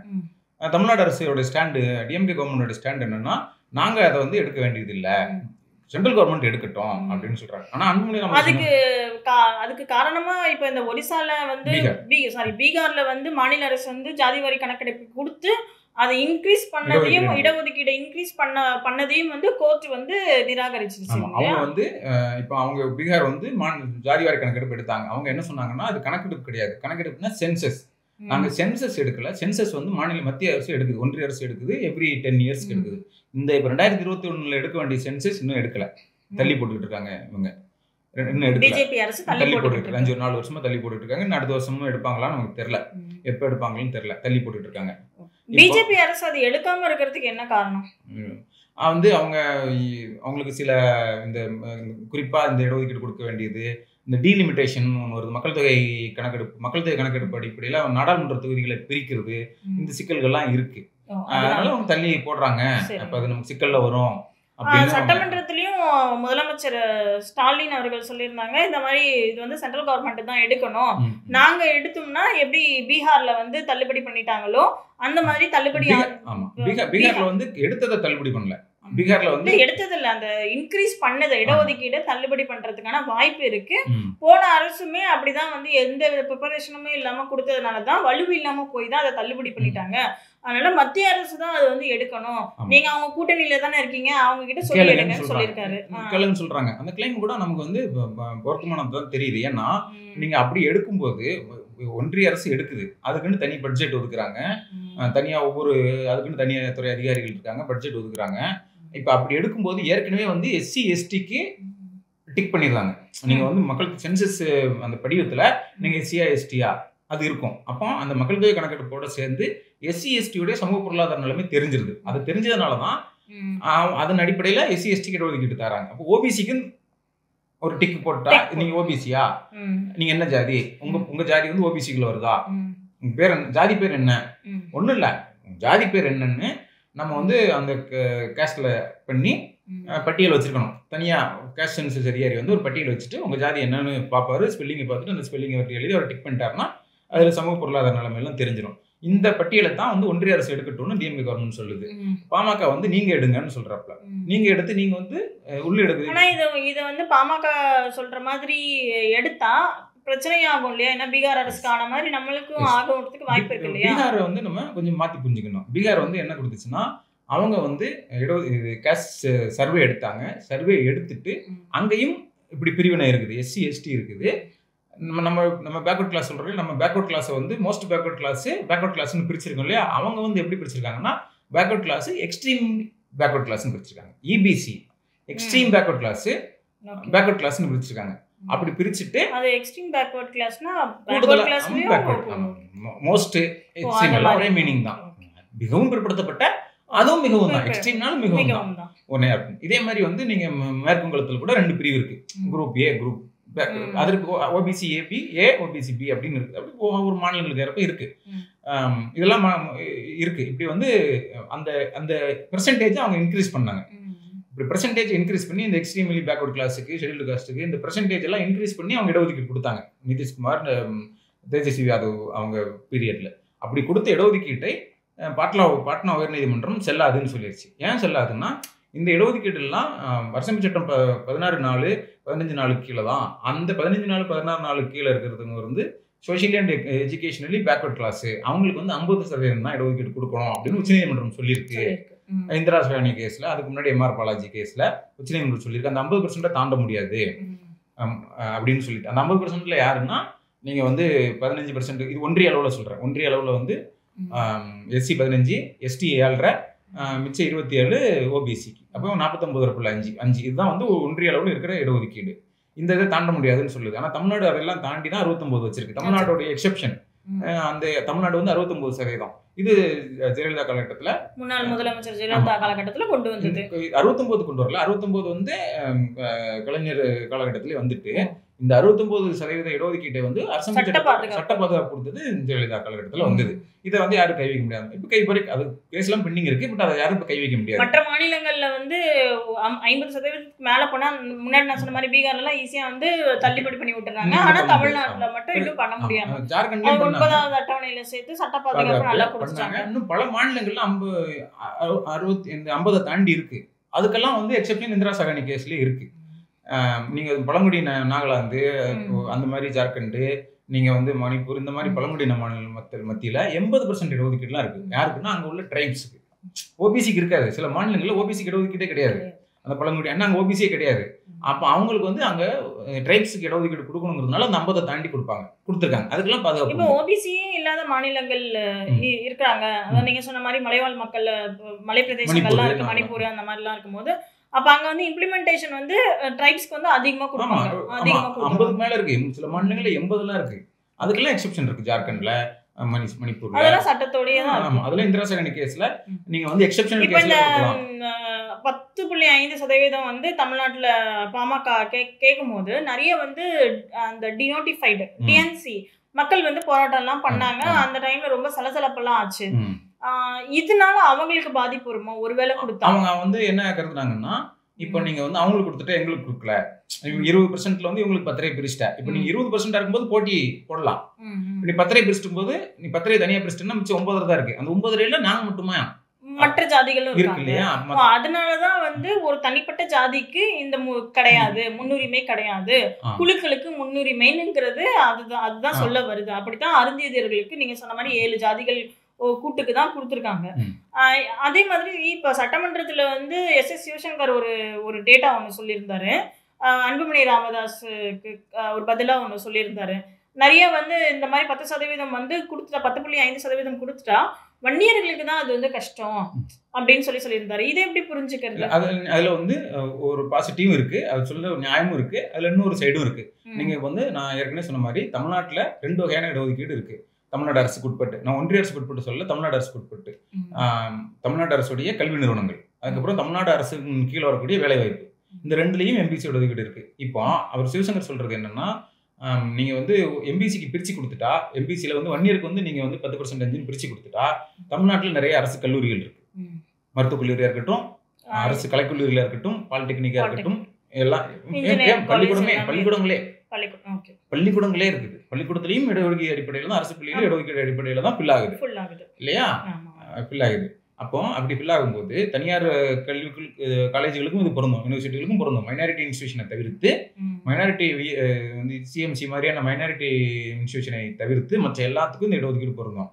அப்போ நீங்க வந்து இப்படிப்பட்ட கல்வி நிறுவனங்கள்ல நீங்க இடஒதுக்கீடு கொடுத்துட்டா, வன்னியருக்கும் தனித்து இடஒதுக்கீடு கொடுத்துட்டா, வன்னியர்கள் பெரும்பாலும் வட மாவட்டங்கள் இருக்காங்க. திண்டிவனம், தர்மபுரி, இங்க இருக்காங்க. அப்ப இவங்க வந்து சென்னையில இருந்து திருச்சி வரைக்கும் அவங்க தான் இருக்காங்க. திருச்சிக்கு தக்க நிறைய வந்து டிஎன்சியை சேர்ந்த இருக்காங்க. திருச்சியை தாண்டி அவங்க இருக்காங்க. மரவரு, பெருமலைக்கல்லூர், அந்த மாதிரி நிறைய மரவரு அதெல்லாம் இருக்காங்க. இப்ப நீங்க இவங்களுக்கு இடஒதுக்கீடு கொடுத்துட்டா, திண்டிவனத்துல இருக்கிற ஒரு காலேஜ்ல, விழுப்புரத்துல இருக்கிற ஒரு காலேஜ்ல வந்து 10.5% தான் வன்னியருக்குன்னு ஆயிரும். மிச்சம் அந்த 9.5% யாருக்கு பண்ணணும்னா மற்ற டிஎன்சிக்கு, அந்த எம்பிசிக்குள்ள இருக்கிற மற்ற ஜாதிகளுக்கு தான் பண்ணணும். அந்த டிஎன்சி மட்டும் இல்லாம வண்ணாரு நாவிதர் எல்லாருக்கும் அவங்க தான் பண்ணணும். அப்போ வந்து ஃபில் ஆகாம இருக்கிறது கூட வாய்ப்பு இருக்கு. வன்னியர் அதை பிடிக்க முடியாது, அதை ஜென்ரல் கேட்டகரிக்கு மாற்ற முடியாது. நீங்க ஜென்ரல் கேட்டகரிக்கு மாத்தினா கூட நீங்க வன்னியர் மார்க் அடிப்படையில் கூட வர வைக்க முடியும். ஆனா அது மாற்ற முடியாது, அசம் சட்டத்துக்கு எதிரானது.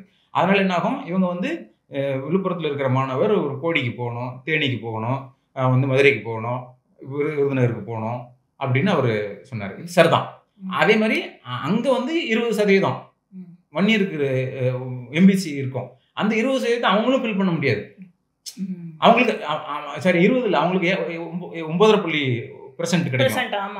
ஆனா அவங்க கூடுதல் ஆள் இருப்பாங்க. நீங்க வந்து மக்கள் தொகை அடிப்படையில் அங்க வந்து கல்லரு மரவர் அவங்க கூடுதல் இருப்பாங்க. அப்ப அவங்களுக்கும் அங்க இடம் பத்தாது. அப்ப அவங்க இங்க வரணும், 2 பேரும் வரணும். நிறைய பேர் படிக்கிறாங்க, 2 பேர் வரணும் இது அப்படின்னு சொன்னாரு, நியாயமானது. ஆனா அதுல இன்னொன்னு என்ன இருக்குன்னா, வேலை வாய்ப்புல இந்த சிக்கல் கிடையாது. வேலை வாய்ப்பு எங்க வேணாலும் என்ன வேலை வாய்ப்பு கிடைச்சா எந்த இடத்துல நீங்க போஸ்ட் பண்றீங்களோ அங்கதான் போகணும். அப்ப அதுல இந்த சிக்கல் கிடையாது, கல்வியில இந்த சிக்கல் இருக்கு. அதனால அவர் ஒரு சைடு இப்படி அந்த ஒரு சைடு அந்த இது இருக்கு, ஒரு சைடு இருக்கு. இப்ப இந்த கிளைம் வந்து இது ஓகே. ஆனா இதுக்கப்புறம் என்ன வந்து நமக்கு சிக்கல்னா, இந்த ஜாதிவாரி கணக்கெடுப்பு இருக்கு இல்லையா, இந்த ஜாதிவாரி கணக்கெடுப்புங்கிறது ஏன் ஒன்றிய அரசு எடுக்க மாட்டேங்கிறது மைய கேள்வி. நீங்க தமிழ்நாடு அரசு எடுத்தால், தமிழ்நாடு அரசு எடுக்கணுமா, எடுத்தால் என்ன பயன்? ஜாதிவாரி கணக்கெடுப்பு எடுத்து இடஒதுக்கீடை வந்து நீங்க வன்னியருக்கு தாங்கன்னு டிஎம்கே கவர்மெண்ட் பார்த்து கேட்கறப்பல, இந்த ஜாதிவாரி கணக்கெடுப்பு எடுக்கிறதுங்கிறது ஒரு அடிஷ்னல் ஓவர்ஹெட், ஒரு சுமை தான் மாநில அரசுக்கு. ஏன்னா ஒன்றிய அரசு ஏற்கனவே வந்து மக்கள் தொகை கணக்கெடுப்பு எடுக்குது, அதுக்குன்னு தனி பட்ஜெட் போடுறாங்க, அவங்க அதுக்குன்னு எல்லா வேலையும் செய்யறாங்க. அதுல சின்ன மாடிஃபிகேஷன் பண்ணாலே ஜாதிவாரி கணக்கெடுப்பு எடுத்துட முடியும். அந்த இதை அவங்க எடுக்க மாட்டேங்கிறாங்க, மத்திய அரசு. ஆமா, எடுக்க மாட்டேங்கிறாங்க. ஆனா ஜாதிவாரி கணக்கெடுப்பு எடுக்கவே மாட்டேங்கிறாங்க. ஆனா இடபிள்யூஎஸ்க்கு மட்டும் 10% இடஒதுக்கீடு தப்புன்னு அவங்க வந்து கொடுத்தாங்க. ஏன்னா அது வந்து சமூக பிரச்சனையின் அடிப்படையில் அவங்க அரசியல் கோரிக்கையா இருந்துச்சு, அவங்க ஓட் பேங்கா இருந்திருக்காங்க. அப்பர் காஸ்ட் வந்து பிஜேபியோட ஓட் பேங்கா இருந்தாங்க. அதனால வந்து ஓட் பேங்கை இல்ல எந்த வித கமிட்டியும் போடல. இப்ப நீங்க சொன்னீங்க போட்டாங்க, நியாயப்படுத்துறதுக்கு போட்டாங்க. இல்ல நீங்க சொன்ன மாதிரி முதல்ல வந்து 1930 இருந்தே வந்து பட்டியலின மக்களுக்கு, பிற்படுத்தப்பட்ட மக்களுக்கு என்னென்ன கேட்டகரிஸ்லாம் வச்சு இப்படி இப்படிலாம் டிக் பண்றாங்க. இப்படி இவ்வளோ வந்து மாசா இந்தியா முழுக்க நடந்துச்சா அப்படின்னா நமக்கு தெரியல. இல்ல டேட்டாவும் இல்ல, சும்மா கமிட்டின்னு பேரு. ஒரு இப்போ நீதி கட்சி ஆரம்பிச்சு நீதி கட்சி அது கொடுக்கறதுக்குள்ள அவங்க அந்த எல்லாம் கலெக்ட் பண்றதுக்குள்ள, ரிப்போர்ட்ஸ் எல்லாம் கலெக்ட் பண்றதுக்குள்ள பல வருடங்கள் ஆகியிருக்கும், பல கமிட்டிஸ்க்கெல்லாம் வந்திருக்கும். அதை ஆராய்ஞ்சு தான் அவங்க கொடுத்துருப்பாங்க. ஆனா இது எப்ப கமிட்டி போட்டாங்க, எப்ப நாடு முழுக்க போயிட்டு இந்த ரிப்போர்ட்ஸ் எல்லாம் எடுத்தாங்க, உயர்ஜாதிகளுக்கு எடுத்தாங்க அப்படிங்கிறது மக்களுக்கு தெளிவாகவும் அவங்க சொல்லவே இல்லை. சொல்லாமே டப்புன்னு அவங்க வந்து பில் பாஸ் பண்ணிட்டாங்க. அது வந்து ஒரு அரசியல் ஆதாயத்துக்காக செய்யப்பட்டது. இந்த இடபிள்யூஎஸ் வந்து பாமக ஆதரிச்சாங்களா எதிர்த்தாங்களா? அவங்க எதிர்த்தாங்க, இப்பவும் அவங்க எதிர்க்கிறாங்க. ஆனா அதே கூட்டணியில் இருக்கிறாங்க, அதே கூட்டணியில் இருந்துகிட்டு தான் எதிர்க்கிறாங்க.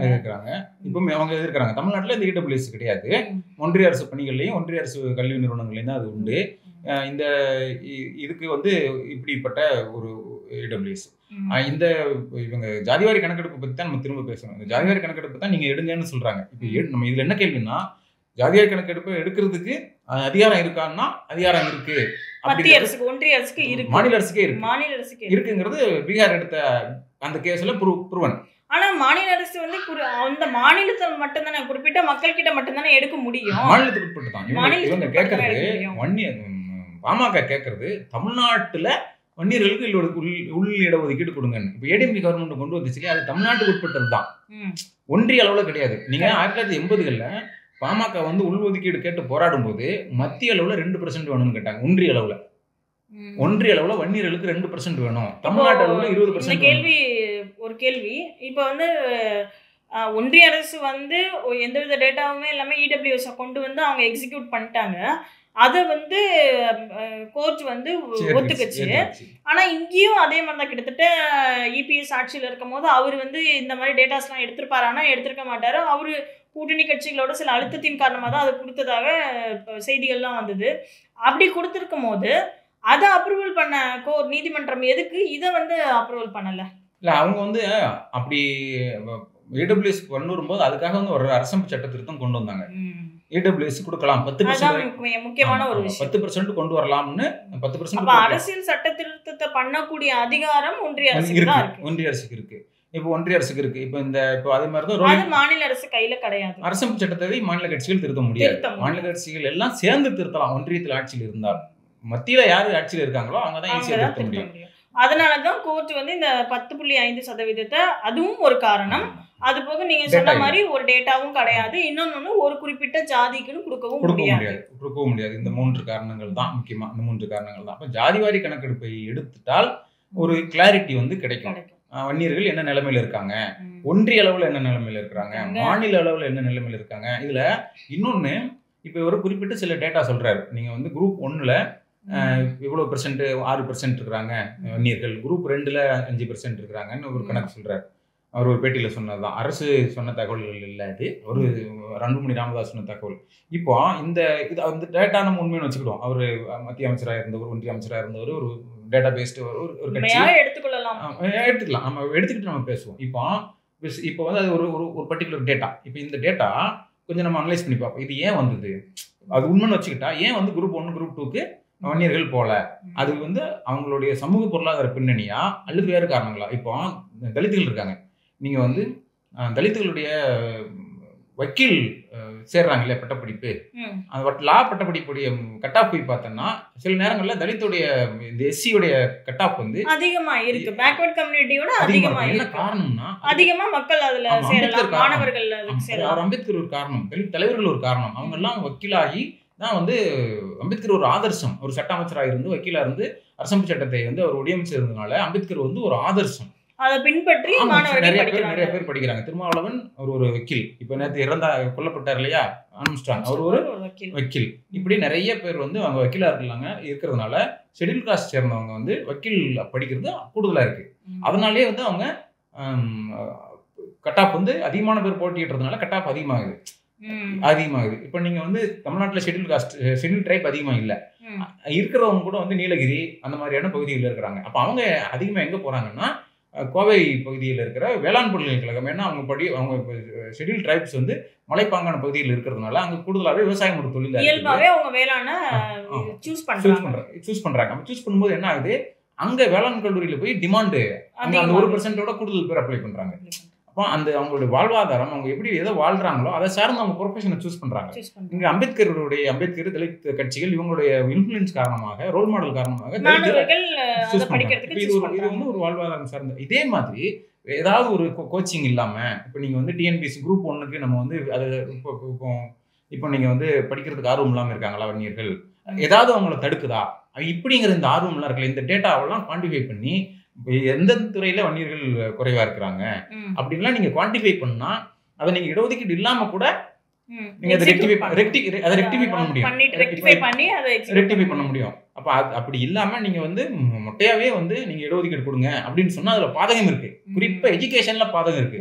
ஏன்னா வந்து கன்னியாகுமரிக்கு போனோம், கன்னியாகுமரி நீங்க வந்து விழுப்புரத்துல இருந்து ஒரு கன்னியாகுமரியில் இருக்கிற காலேஜுக்கு அங்க வந்து 10% உள் ஒதுக்கீடு கொடுத்தாச்சுன்னா 10% கன்னியாகுமரியில் இருக்கிற காலேஜுக்கு இங்க இருக்கிற திண்டிவனத்துல இருக்கிற வன்னியர் இங்க ஒரு டே ஸ்காலரா நார்மலா 10 ரூபாயோ 20 ரூபாயோ திண்டிவனத்திலேயே படிச்சிருவாரு. பக்கத்திலேயே போய் டே ஸ்காலரா படிச்சுட்டு வர ஒரு மாணவரோ மாணவியோ கன்னியாகுமரியில போய் படிக்க போனோம், அங்கதான் இடம் கிடைக்கும்னு. அது ஒரு பெரிய டிராபேக்கா மாறும்.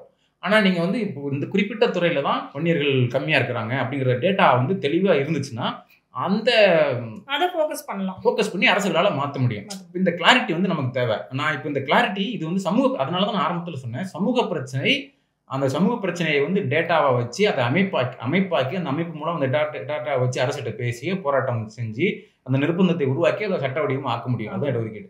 இப்போ இது சமூக பிரச்சனையா இருக்கா அல்லது இது வந்து பாமகங்கிற கட்சியுடைய சர்வைவலா பொலிட்டிக்கல் பிரச்சனை, அவங்க கட்சியுடைய இருப்பு. நீங்க பாமக வந்து சர்வைவல்காக தான் இத பண்றாங்க அப்படி சொல்ல முடியாது. நான் அப்படி சொல்ல வரல, அப்படி சொல்ல மாட்டேன். அவங்க இந்த கோரிக்கை அவங்க கிட்ட இருக்கு. அந்த கோரிக்கையை வந்து உண்மையாவே அவங்க எங்க வைக்க வேணும் அப்படின்னா மத்திய அரசு ஒன்றிய அரசு நிச்சயமா அவங்க கூட்டணியில இருக்காங்க, அங்கதான் அவங்க வந்து வைக்கணும். ஆனா அதை விட்டுட்டு அவங்க மாநில அரசை வந்து எதிர்கட்சியில் இருக்கிறதுனால அவங்க நிர்பந்தப்படுத்திட்டு அதை வந்து அவங்க அரசியல் ஆகுறாங்க. டிஎம்கே கவர்மெண்ட் ஏடிஎம்கே கொண்டு வந்த சட்டம் 2021 வன்னியர்களுக்கு உள் ஒதுக்கீடு கொண்டு வந்தது ஏடிஎம்கே கவர்மெண்ட். அதை திமுக வந்ததுக்கு அப்புறம் அவங்க டிஃபெண்ட் பண்ணி மேல எல்லாம் உச்ச நீதிமன்றத்துல எல்லாம் வழக்காடினாங்க.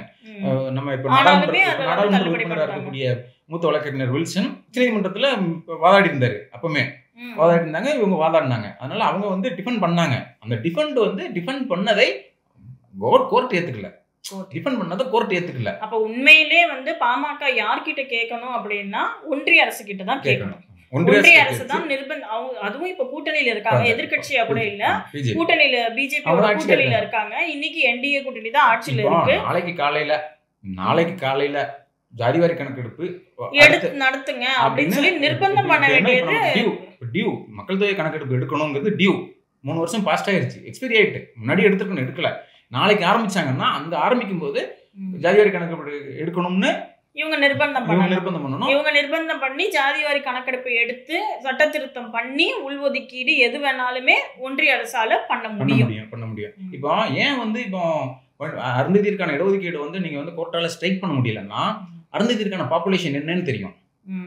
உண்மையான பாப்புலேஷன் அதான் நீங்க முதல்லயே சொல்லிட்டீங்களே, அருந்ததியருக்கான பாப்புலேஷன் கமிட்டிஸ் ரிப்போர்ட்ஸ் எல்லாமே வந்து கோர்ட்ல வந்து அவங்க கொடுத்ததுனாலதான். அது மட்டும் இல்லாம அருந்ததியர்னு ஒரு தனி ஜாதி கிடையாது, அது ஒரு 7 ஜாதி கொண்ட குழு அப்படிங்கறதுனாலதான் கோர்ட் வந்து அதை ஏத்துக்குச்சு. அதனால உள்ஒதுக்கீடு வந்துருச்சு. ஆனா வன்னியருக்கான உள்ஒதுக்கீடு அப்படி கிடையாது. வன்னியருங்கிறது ஒரு குறிப்பிட்ட ஒரே ஒரு ஜாதி தான். அதனால வந்து அதையும் பண்ண முடியாது. இன்னொன்னு மக்கள் தொகை கணக்கெடுப்பும் எடுக்கல, நம்ம கிட்ட டேட்டாவும் கிடையாது. மக்கள் தொகை கணக்கெடுப்பு எடுக்கணும்னா அது ஒன்றிய அரசு தான் பண்ணணும். அப்போ பாமக ஒன்றிய அரசு தான் நிர்பந்தப்படுத்த முடியும். மாநில அரசு பண்ண முடியாதுன்னு கிடையாது, மாநில அரசு பண்ண முடியும். ஆனா பண்ணி என்ன பிரயோஜனம்? அதுதான் பீகார்ல நடந்த மாதிரி நடந்துரும் இல்லையா? ஆமா, என்ன பிரயோஜனம் அப்படிங்கிற ஒரு கேள்வி இருக்குது. மாநில அரசுக்கு பண்ணி என்ன பிரயோஜனம் ஒரு கேள்வி இருக்குது. ஒன்றிய அரசு பண்ணிட்டு அதுல என்ன லாபம்னா ஒவ்வொரு 10 ஆண்டுக்கும் பண்ண முடியும். இப்போ நம்ம அருந்ததியர்கள் கொடுக்கும்போது 2006 கொடுத்தாங்க. எதை பேஸ் பண்ணி கொடுத்தாங்கன்னா 2001 எடுத்த மக்கள் தொகை கணக்கெடுப்பு பேஸ் பண்ணி கொடுத்தாங்க. அப்போ வந்து ஒரு 1,18,00,000 வந்து ஷெட்யூல் காஸ்ட் பாப்புலேஷன் தமிழ்நாட்டில். அதில் 18.5 லட்சம் அருந்ததியர் பாப்புலேஷன், அதாவது 15.5%, 16%. ஷெட்யூல் காஸ்ட்டில் 16%. அதனால தான் வந்து அவங்க 3% கொடுத்தாங்க. 3% வந்து டிரான்ஸ்லேட் பண்ணால் நீங்கள் வந்து 16%-ஆக மாறுது. அதனால தான் அவங்க கொடுத்தாங்க. அந்த டேட்டா இருந்துச்சு. அதுக்கப்புறம் 2001 எடுத்தாங்களே, அதுக்கப்புறம் 2011 எடுக்கும்போது வேற நமக்கு அடுத்த டேட்டா அப்டேட்டட் டேட்டா இருக்குது. அடுத்து எடுக்கும்போது 2021 இப்போ எடுக்கணும் இல்லையா? இப்போ அந்த எடுக்கும்போது ஆட்டோமேட்டிக்காக ஷெட்யூல் காஸ்ட் பாப்புலேஷன் அந்த வந்துடும், டேட்டா வந்துடும். இப்போ டேட்டா வந்து அங்கே இருக்கும், இவ்வளோ பேர் இருக்கிறாங்க. அப்படிப்பட்ட டேட்டா வந்து ஒன்றும் கிடையாது. ஆனால் வந்து சில கமிட்டிகள், இப்போ அம்பாசங்கர் கமிட்டி வந்து சொல்லியிருக்கு, இப்படி 1931 நமக்கு வந்து இந்த மக்கள் தொகை கணக்கெடுப்பு வந்து ஜாதிவாரி கணக்கெடுப்பு இருந்துச்சு. அதை வச்சு தான் மண்டல் வந்து அதை வச்சு தான் முடிவு பண்ணார். அவன் 1931 என்ன ஜாதிவாரி கணக்கெடுப்பு இருந்துச்சோ அதை பேஸாக வச்சுக்கிட்டு உங்களுக்கு வந்து அதுக்கு பாப்புலேஷன் growth எப்படி இருக்குது அடுத்த 70 ஆண்டுகள் 40 ஆண்டுகள். அவர் 1970 80 எடுக்கும்போது அடுத்த 50 ஆண்டுகள் எப்படி பாப்புலேஷன் growth இருந்துச்சுன்னு அதை ஒரு ப்ரொஜெக்ஷன் பண்ணியா ஓபிசிக்கு வந்து 52% பேர் இருக்காங்க அப்படின்னு அவர் சொல்லி அதில் வந்து 27% இடஒதுக்கீடு தரலாம். ஏன்னா 50%க்கு மேலே இடஒதுக்கீடு போகக்கூடாதுன்னு நீதிமன்றம் சொன்னதுனால அவர் 27% ஓபிசிக்குன்னு சொன்னார். அது ஒரு ப்ரொஜெக்ஷன் தான். இந்த டேட்டா ஆக்சுவலாக எடுத்தாச்சுன்னா ஒன்றிய அரசு அதை செஞ்சிருச்சுன்னா ஒவ்வொரு 10 ஆண்டுக்கும் ஓபிசியோட நிலைமை என்ன, எம்பிசியோட நிலைமை என்ன, நாட்டுல எஸ்சியோட நிலைமை என்ன, எஸ்டியோட நிலைமை என்ன, மக்கள் எஸ்சியோட நிலைமை என்ன, எஸ்டியோட நிலைமை என்ன நமக்கு நல்லா தெரியும். ஆனா ஒவ்வொரு 10 ஆண்டுகளுக்கு எடுக்கிறது ஒரு நம்மளே புதுப்பிச்சுக்கிற மாதிரி தானே. மக்கள் எந்த நிலைமையில இருக்காங்கன்னு அரசு தங்களை புதுப்பிச்சுக்கிட்டு அதுக்கேற்ற திட்டங்களை கொண்டு வரலாம், அதுக்கேற்ற ரிசர்வேஷனை கொண்டு வரலாம், மக்களுடைய வாழ்நிலையை முன்னேற்றலாம். மக்களுக்கு இது பிரயோஜனமா இருக்கும் இல்லையா? ஆனா இப்ப இருக்கிற ஒன்றிய அரசு வந்து கங்கணம் கட்டிக்கிட்டு நான் எடுக்க மாட்டேன் அப்படின்னு இருக்கு. ஆனா யாரோ ஒரு குறிப்பிட்ட உயர் ஜாதிகளுக்கு மட்டும் நாங்க கொடுத்துருவோம், தாரை வாத்துருவோம் அப்படின்னு வந்து ரிசர்வேஷன் உயர் ஜாதிகளுக்கு தாரை வார்க்கிறது, பொதுத்துறையில எல்லாத்தையுமே வந்து அதானிக்கு அம்பானிக்கு தாரை வார்க்கிறதுனே ஒரு வேலையா வச்சுக்கிட்டு இருக்காங்க. நாங்க என்ன இப்ப சொல்ல வரோம்னா, பாமகவை சேர்ந்த அன்புமணி ராமதாஸும் டாக்டர் ஐயா ராமதாஸ் அவர்களும் நீங்க உங்க கூட்டணி கட்சியில இருக்கக்கூடிய ஒன்றிய அரசுக்கு அழுத்தம் கொடுத்து மக்கள் தொகை கணக்கெடுப்பை எடுத்து வன்னிய மக்களுக்கான உள்ஒதுக்கீடோ இல்ல வன்னிய மக்களுக்கு மட்டும் இல்ல இந்த நாட்டில் இருக்க எல்லா மக்களுக்கான ரிசர்வேஷனையும் நீங்க கூட்டி தரணும், அவங்க கிட்ட கேட்டு கூட்டி தாங்க அப்படின்னு நாங்க இது மூலியமா தாழ்மையுடன் கேட்டுக்கிறோம். அரசமைப்பு சட்ட திருத்தத்தையும் கொண்டு வரணும். ஏன்னா இப்ப வந்து 50% மேல இந்த எஸ்சி எஸ்டி ஓபிசிக்கு 50% மேல இடஒதுக்கீடு கொடுக்க முடியாது. தமிழ்நாடு மட்டும் தான் எக்ஸெப்ஷன், மற்ற இடங்களில் கொடுக்க முடியல. அப்போ கொடுக்கிற வகையில அரசமைப்பு சட்டத்தை திருத்தணும். திருத்தியாச்சுன்னா வந்து நீங்க வந்து காஸ்ட் சென்சஸ் வந்துடும், டேட்டா வந்துடும், 50% மேல இடஒதுக்கீடு கொடுக்க முடியும், அரசமைப்பு சட்டத்தை திருத்த முடியும். இது எல்லாமே வந்து ஒன்றிய அரசோட கையில இருக்கு. அதனால என்டிஏ கூட்டணியில இருக்கக்கூடிய பாமக தயவு செஞ்சு உங்களோட கூட்டணியில இருக்கக்கூடிய என்டிஏக்கு நீங்க அழுத்தம் கொடுத்து மக்கள் தொகை கணக்கெடுப்பை எடுக்கிறதுக்கு ஆவணம் செய்யுங்க. நன்றி.